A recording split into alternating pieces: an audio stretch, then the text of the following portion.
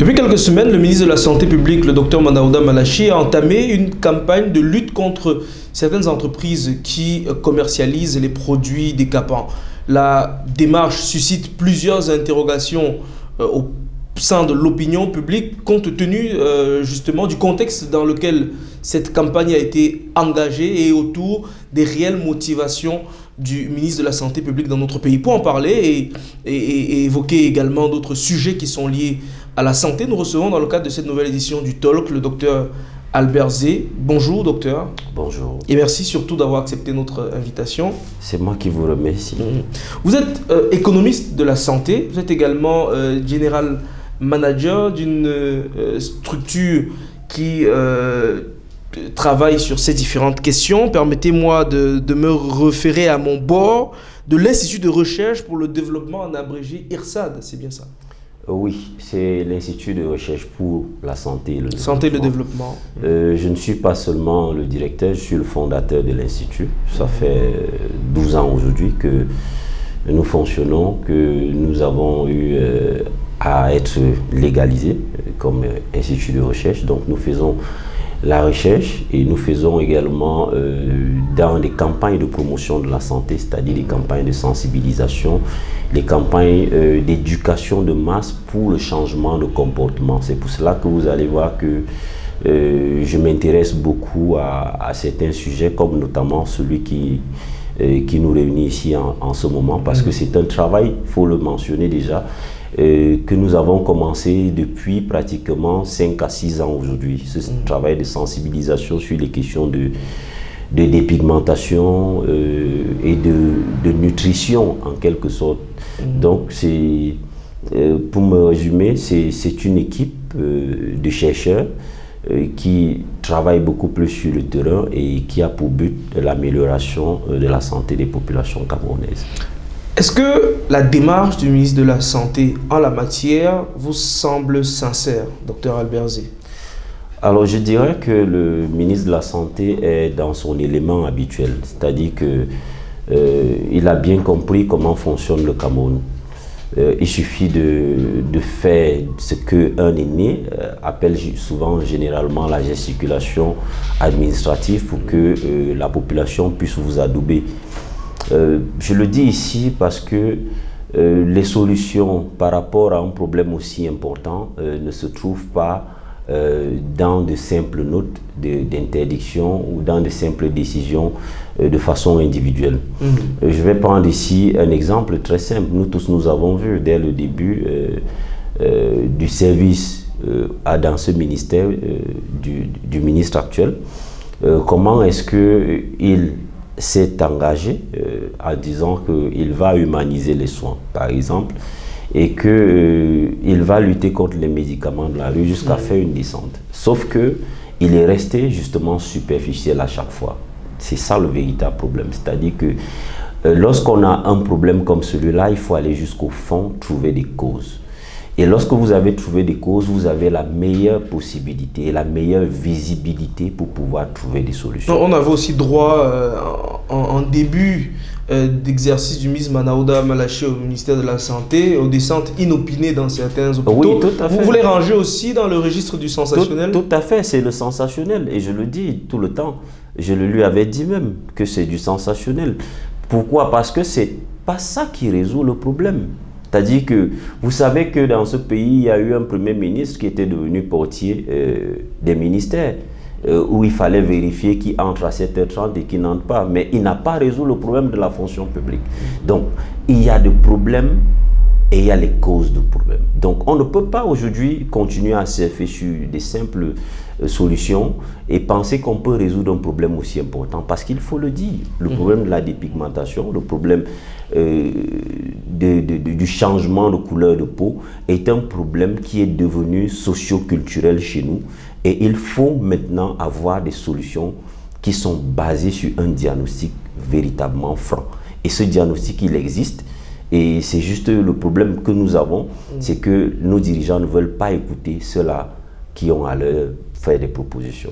Il y a la question du contexte dans lequel le ministre Manaouda Malachi a décidé de lancer cette campagne de lutte contre les produits Decapant, au lendemain de la publication d'un reportage de France 24. Je parlais de l'interrogation de l'opinion au sujet de la sincérité des actes posés par le ministre Manda Oda Malachi. Vous, par exemple, à travers votre cabinet, ça fait 6 ans, 7 ans que vous interpellez les pouvoirs publics à cet effet. Qu'est-ce qu'il faut comprendre finalement dans tout ça? Pourquoi attendre la publication d'un reportage d'une chaîne internationale pour décider d'amorcer avec cette phase dans le cadre de cette lutte?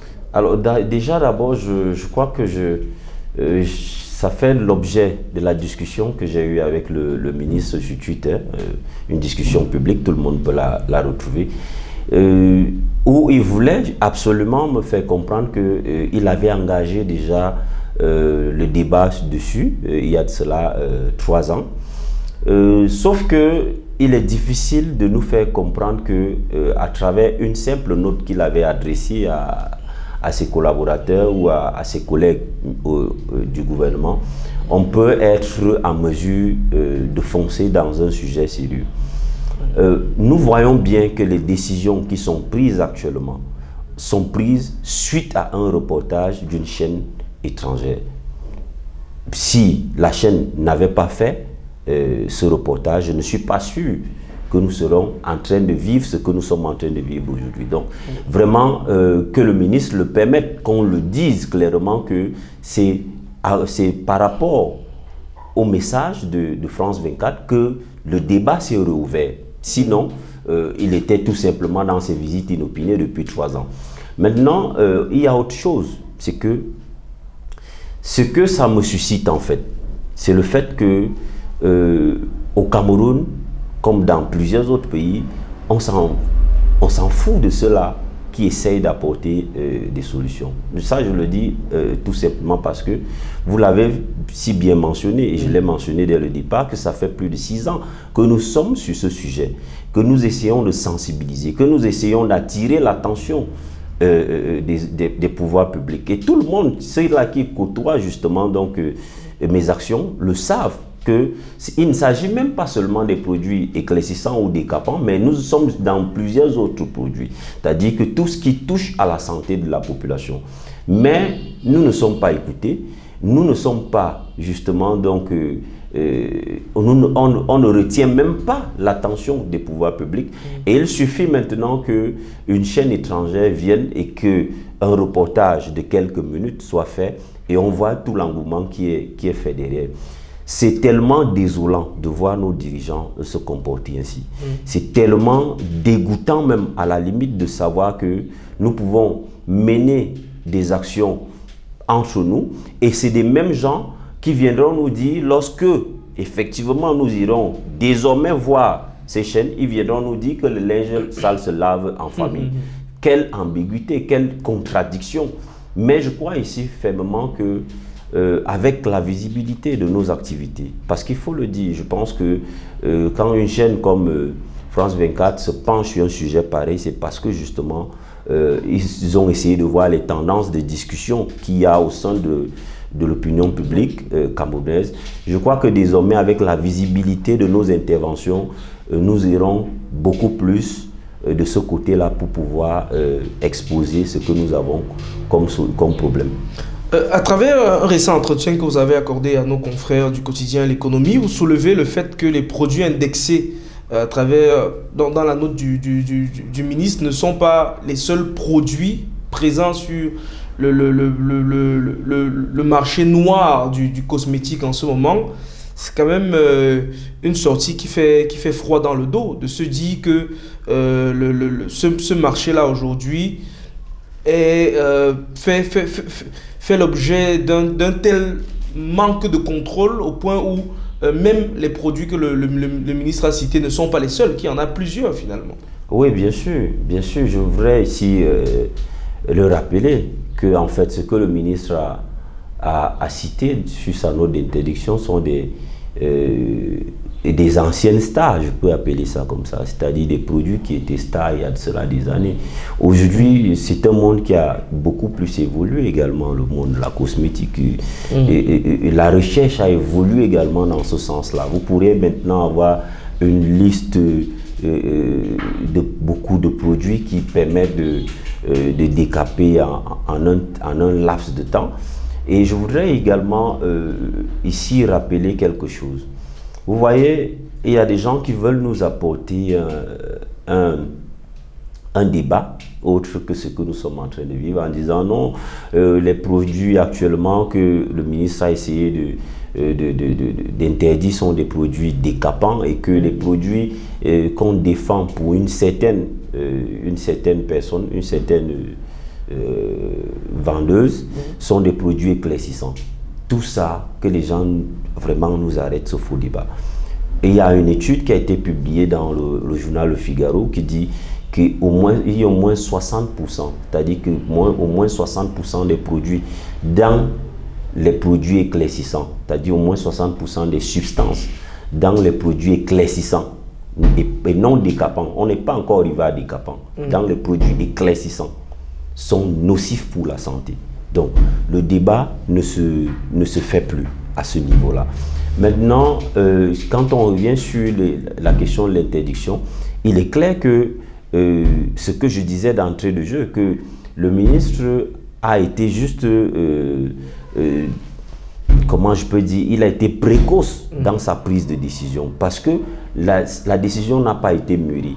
Si elle avait été mûrie, il aurait su que en dehors des 3 substances, je pense que c'est 3 substances qui ont été interdites, il y a plusieurs autres substances. Il y a même aujourd'hui, je vais citer ici, il y a des cosmétiques qui se font déjà avec du plomb. Vous imaginez la dangerosité. Donc, ça existe aujourd'hui, mais ça n'a pas pris en compte cela. Donc, on a l'impression d'avoir tout simplement fait semblant de vouloir apporter une solution à la population, alors qu'effectivement, le véritable problème va rester. C'est-à-dire que vous allez interdire des substances qui existaient, qui étaient stars dans des années 60, 80, mais qui aujourd'hui ne s'utilisent plus. Le collagène, par exemple. Donc, du coup, aujourd'hui, vous allez les interdire, puisque ça n'entre même pratiquement plus à grande échelle. Donc, forcément, vous allez continuer à avoir le même phénomène qui va continuer. Mais le problème qui est là, c'est qu'on ne le saisit pas, effectivement. Donc, voilà pourquoi je dis souvent que l'essentiel dans la prise de décision, c'est qu'il faut mûrir la décision. Et pour mûrir la décision, il faut faire confiance à ceux qui ont consacré leur vie à la pensée, c'est-à-dire les chercheurs, leur donner l'occasion de fournir plus d'éléments avant la prise de décision. C'est ça le souci que nous avons dans notre pays, c'est que nous voulons absolument faire des choses pour contenter la population et non pour résoudre leurs problèmes. Au centre de cette polémique, il y a l'entreprise Nourishka, objet du reportage suscité de France 24. Cette entreprise, en tout cas la presse a révélé des informations qui viendraient de cette entreprise, qui font état de ce que le laboratoire Hydrac aurait confirmé, entre guillemets, la non-toxicité de la boisson, objet du reportage, qui permettrait à certaines femmes d'avoir la peau plus claire. Vous n'avez pas manqué de réagir à travers vos comptes en vous étonnant de comment est-ce qu'un laboratoire peut déterminer qu'une boisson pro-décapage n'est pas nocive. Ce qu'il faut rappeler ici, c'est que c'était une analyse microbiologique. Une analyse microbiologique, et il faut le rappeler qu'on n'a pas besoin de faire beaucoup d'études. Même ceux qui ne sont pas là à l'école savent que quand on fait une analyse microbiologique, c'est pour répondre aux besoins d'hygiène. C'est pour répondre aux besoins d'hygiène. C'est-à-dire qu'on veut voir si votre produit respecte la réglementation au niveau de l'hygiène. Mais ça ne vous permet pas de voir si les substances qui sont dans votre produit peuvent être nocives à la consommation. Vous comprenez un peu? C'est ça la différence. C'est-à-dire, lorsque je prends un exemple ici, lorsque vous voyez le sucre que nous consommons, on vous dit la consommation du sucre à un certain seuil commence à vous nuire. C'est pas à partir d'une analyse microbiologique. Parce que l'analyse microbiologique permet de voir que le sucre, il est propre à la consommation parce qu'il n'a pas de microbes ou alors il n'a pas d'agent qui permet de déranger dans la consommation. Mais le problème ici, il est beaucoup plus profond. C'est pour cela que j'estime que le fait d'avoir brandi ces analyses microbiologiques voudrait nous écarter du vrai débat. Et je voudrais également dire aux gens ici, une fois de plus, que on peut faire, c'est-à-dire que vous pouvez fabriquer un poison et qui, à partir de l'analyse microbiologique, répond aux normes d'hygiène, c'est-à-dire qu'il n'y a pas de microbes, il n'y a pas d'agents qui peuvent vous déranger dans votre digestion, mais ce poison vous tue. Vous comprenez un peu? C'est-à-dire que vous avez une substance qui peut tuer un être humain, mais n'a pas de microbes.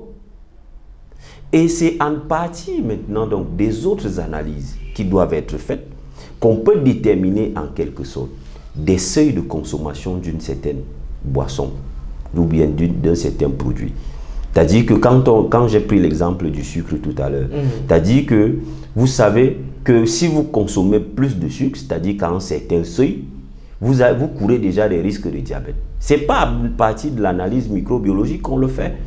Donc, ces analyses qu'on demande aujourd'hui avant d'homologuer un pareil produit ne sont pas ce qu'on a reçu partout sur les réseaux sociaux cette fin de semaine dernière. Donc, il faut comprendre ici qu'on veut nous éloigner du vrai débat. Et le vrai débat, c'est que les substances qui sont contenues dans des produits, dans ces produits éclaircissants, quels sont leurs effets sur le corps humain? C'est ça la question. On ne veut pas savoir ici si le produit ou alors la boisson que les gens défendent est une boisson qui n'a pas de microbes ou alors qui répond aux normes d'hygiène. Ça ne nous intéresse pas. Le vrai problème ici, c'est que nous devons connaître le seuil de toxicité de ces boissons. Et à partir de ce moment, parce que il faut que les gens comprennent une chose. Nous ne sommes pas là pour interdire systématiquement. Parce qu'on peut effectivement avoir une boisson comme celle-là, qui a des effets positifs. Mais maintenant, comment on capitalise ces boissons? C'est à partir de ces analyses approfondies au laboratoire qui permettent de donner des seuils de consommation que nous allons éduquer la population pour leur dire, vous pouvez consommer ces boissons, mais n'allez pas à tel seuil. Vous comprenez un peu? Tout à fait. Parce qu'il faut que les gens arrêtent de croire que nous voulons systématiquement interdire. Nous ne sommes pas là pour systématiquement interdire. Nous voulons éduquer la population sur la posologie de consommation. C'est-à-dire, voici les boissons. Nous acceptons que, puisqu'il y a des enjeux économiques derrière, nous n'allons pas cracher sur des enjeux économiques. Donc, nous pouvons bel et bien, si nous voyons qu'il y a des effets positifs sur ces boissons, nous pouvons les adopter ou alors leur donner l'autorisation de mise sur le marché, mais nous permettre, à partir des analyses, d'éduquer la population en leur disant, si vous consommez ces boissons, n'allez pas à tel seuil de consommation. Mais d'après vous, docteur Albert Zé, comment en est-on arrivé au point où, du jour au lendemain, notre marché s'est vu inondé de produits en tout genre qui font la promotion de la dépigmentation de la peau, la laque claire, etc., etc. Tous ces produits qui inondent notre marché, sans qu'on ne soit capable d'avoir une véritable traçabilité. Je dis, plusieurs de ces produits, les promoteurs ne sont même pas aujourd'hui en mesure de nous montrer où se trouvent les laboratoires, dans quelles conditions est-ce que ces produits sont fabriqués, et ils ont pourtant pignon sur rue. Comment en est-on arrivé là? Ce n'est pas seulement un problème des produits décapants. C'est un problème du marché en général au Cameroun. Et je vais expliquer ça de façon simple. Il y a un laxisme qui s'est imposé au niveau de notre gouvernance. C'est-à-dire qu'il n'y a pas une seule rigueur sur quoi que ce soit. Vous pouvez voir le médicament, il est dans la rue. Vous pouvez voir le marché de l'alcool. Vous avez tous les jours, quand vous vous levez, vous voyez une nouvelle plaque, il y a une nouvelle boisson à à consommer, et le soir quand vous rentrez à la maison, vous voyez l'attroupement, il y a déjà des promotions. Personne ne sait comment ça entre, comment ça sort et comment ça se passe. J'ai décrié ça il y a de cela quelques jours, une bouteille de whisky de 2 litres qui se vend à 1500 francs sur nos marchés avec 45 degrés d'alcool. Donc, personne ne sait d'où ça vient, on ne sait pas comment ça se passe. Donc, c'est un problème systémique. C'est un problème qu'on retrouve dans tout le marché camerounais. C'est maintenant de façon spécifique sur les produits décapants, par exemple. Il y a déjà d'abord un problème social. C'est-à-dire que, vous voyez, il y a des opinions au sein de la société qui ont été portées à un niveau où ça commence à devenir un peu comme une religion, où on vous fait comprendre que les femmes à la peau jaune sont des plus prisées en quelque sorte dans la société. C'est un peu pareil avec le fait que vous voyez dans un autre cadre, vous voyez que les hommes avec des ventres un peu ballonnés semblent être ceux qui ont l'approbation du public en disant ils vivent bien. Pourtant, ils traînent avec eux beaucoup de maladies. Donc c'est un problème de société qui s'est laissé porter par le laxisme gouvernemental qui ne regarde pas, qui n'observe pas ce qui se passe. Une déformation culturelle. Voilà, une déformation culturelle. Ça, c'est le bon mot en fait. Et je le dis ici parce que il y a beaucoup qui pensent généralement que nous tirons beaucoup sur le gouvernement alors que c'est un problème individuel. Non, il faut que les gens comprennent une chose de façon très simple. Lorsque vous tombez malade, c'est le gouvernement, c'est l'État du Cameroun qui va s'occuper de vous, plus que ce que vous dépensez. Ça, il faut que les gens le comprennent. Il faut que les gens comprennent que l'État dépense plus sur un cas de maladie que le patient lui-même qui est malade. Je vais prendre un exemple ici où j'ai fait clairement des estimations. Vous voyez par exemple, lorsque vous avez un paludisme grave, le paludisme grave se traite normalement à 300 000 francs.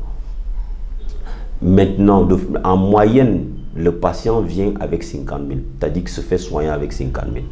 Et le reste de 250 000, c'est tout le dispositif de prise en charge que l'État met en place pour que le patient puisse être pris en charge. Donc, qui dépense plus? C'est l'État. Donc, le gouvernement doit s'arranger à ce que on ne puisse pas tomber malade. Et du coup, doit avoir un droit de regard sur ce que nous vivons au quotidien, c'est-à-dire ce que nous consommons, comment nous effectuons notre vie et autres. Parce que, à la fin, si nous tombons tous malades, ce sera le problème de tout un pays et le problème du gouvernement qui, normalement, doit prendre en charge les populations. Donc, c'est un peu ça la chose ici. Il y a beaucoup de choses à faire. Vous avez des frontières qui sont extrêmement poreuses. Je vais prendre ici l'exemple, je me rappelle lorsque nous étions beaucoup plus jeunes, il y a des connaissances de la famille qui venaient généralement de la Guinée équatoriale avec ces différents produits dans les sacs et ils pouvaient entrer au Cameroun avec sans problème.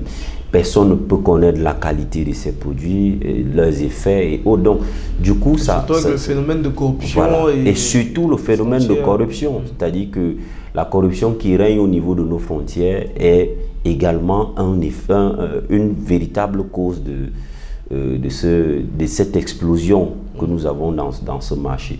Donc aujourd'hui, je pense qu'il faudrait que nos dirigeants s'y penchent réellement, si ils ont encore la volonté de laisser un Cameroun debout.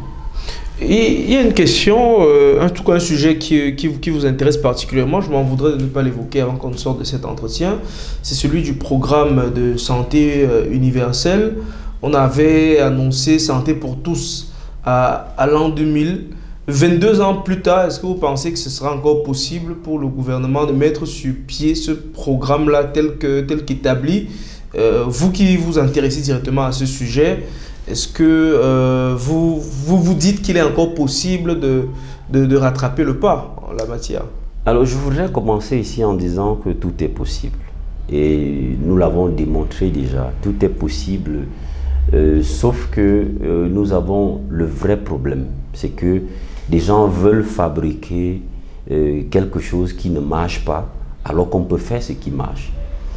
Il faut dire ici que Santé pour tous en l'an 2000, qui est un programme qui date des années 80, avait eu son deadline en 2000 et a été un échec. Et il fallait donc relancer les politiques de santé, c'est-à-dire qu'on a relancé à travers déjà d'abord les OMD, les objectifs du millénaire pour le développement, qui se sont vus avec certains objectifs qui parlaient justement des questions de santé. Et après les OMD, on est passé aux objectifs de développement durable, qui maintenant évoquent la question de la couverture santé universelle. Parce que c'est de là que ça vient.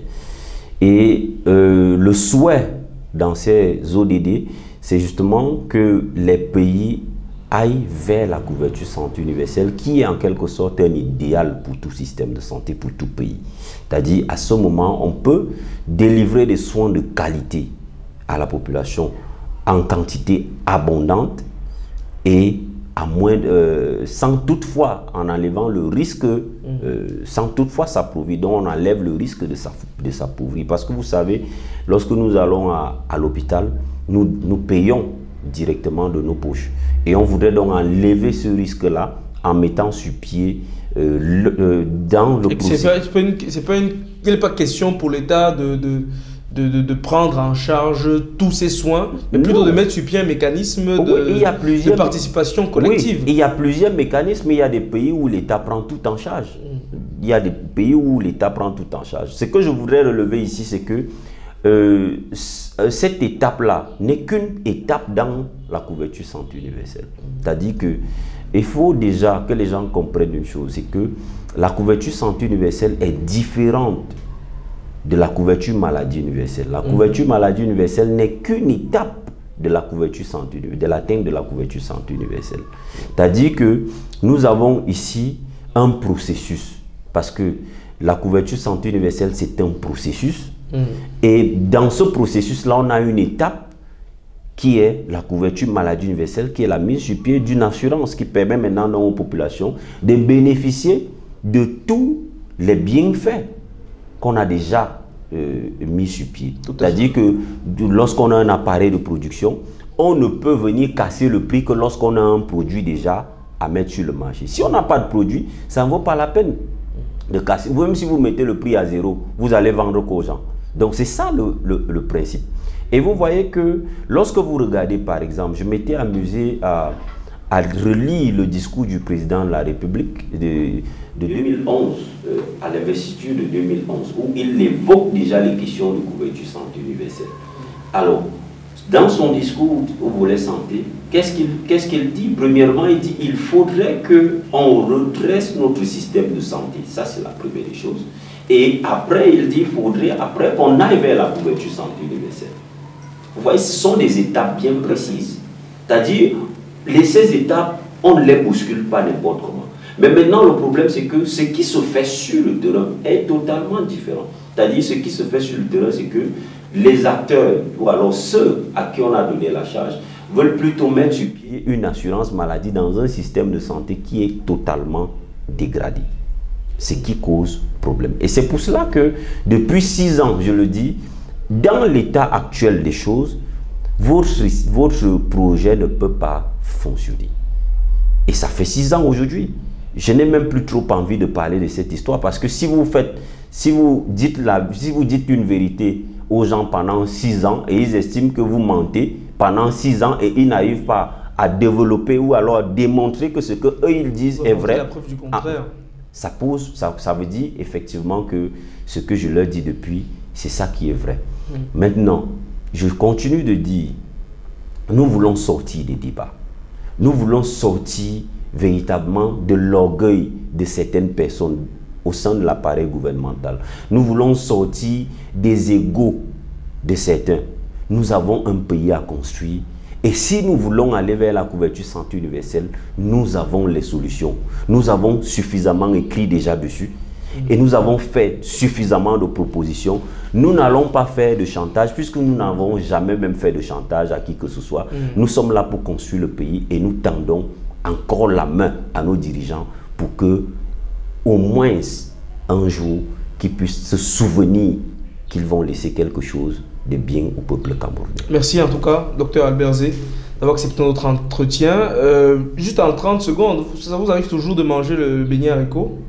Oui, je mange encore le beignet haricot, mais je pense que le procès qu'on fait au docteur qui essaye de nous donner un certain conseil, ce procès n'a pas lieu d'être. Nous devons l'écouter. Nous devons l'écouter parce que je pense qu'il a beaucoup de bonnes choses à nous dire. Et je sais combien de fois il est difficile de bousculer les habitudes des Camerounais. Surtout en matière d'alimentation. Exactement. Mais il faudrait que nous sachions que ce n'est pas parce que nous avons l'habitude de faire quelque chose que c'est bon pour nous. Il faut qu'on rentre dans l'éducation. Il faut qu'on s'éduque. Et il faut qu'on soigne notre alimentation. Pour terminer, je me rappelle qu'en 2012, j'avais fait un article dans lequel je démontrais que la transition nutritionnelle en Afrique va nous permettre d'arriver à une prévalence d'hypertension de 50% en 2020. Et en 2018, on était déjà à 35%. Donc vous vous imaginez là où on peut être actuellement. Le problème, il existe. Il faudrait qu'on écoute ce qu'ils ont à dire. Merci également à vous, chers internautes, de nous avoir regardés tout au long de cet entretien. On vous donne rendez-vous dans les tout prochains jours avec un visage bien connu de la scène nationale ou alors internationale. D'ici à là, portez-vous bien et continuez de nous suivre sur nos différentes plateformes. À très bientôt.